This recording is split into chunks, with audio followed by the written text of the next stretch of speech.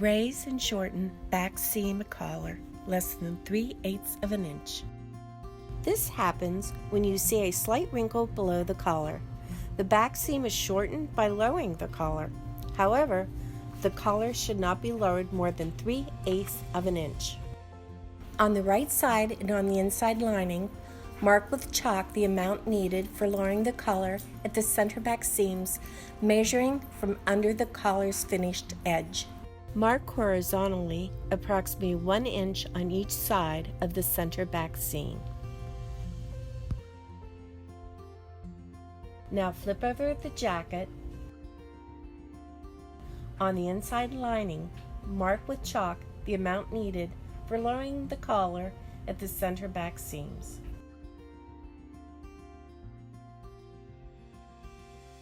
Carefully rip the collar and undercollar from the coat neckline, slightly past the shoulder seam, but just enough to get your sewing machine foot onto the existing seam to form the new next seam.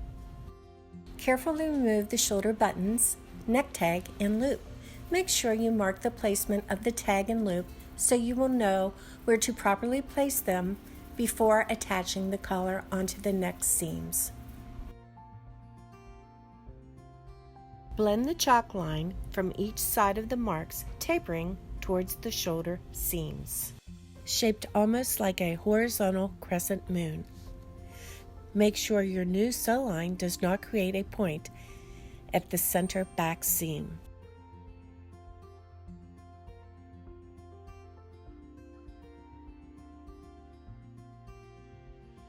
From the new sew line, mark your new seam allowance of 3/8 and trim off excess fabric.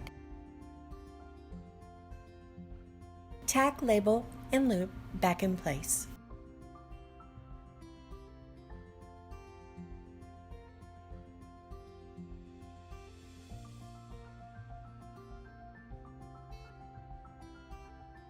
Secure center back and shoulder seams if needed with a back tack stitch to keep seams from coming apart.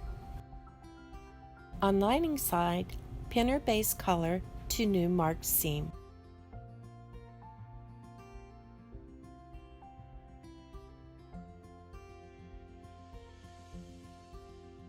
Making sure both fabric and lining are matching together.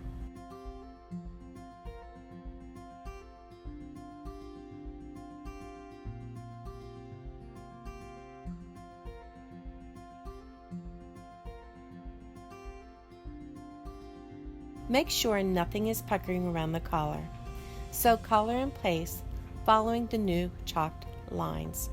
Trim away excess fabric, leaving proper seam allowance.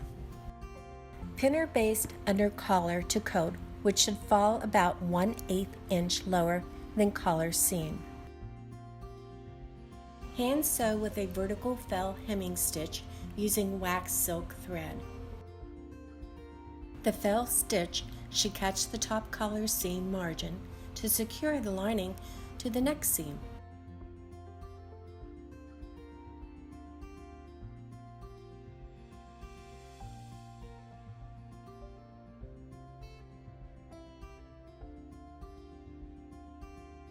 Re-sew shoulder buttons back in place.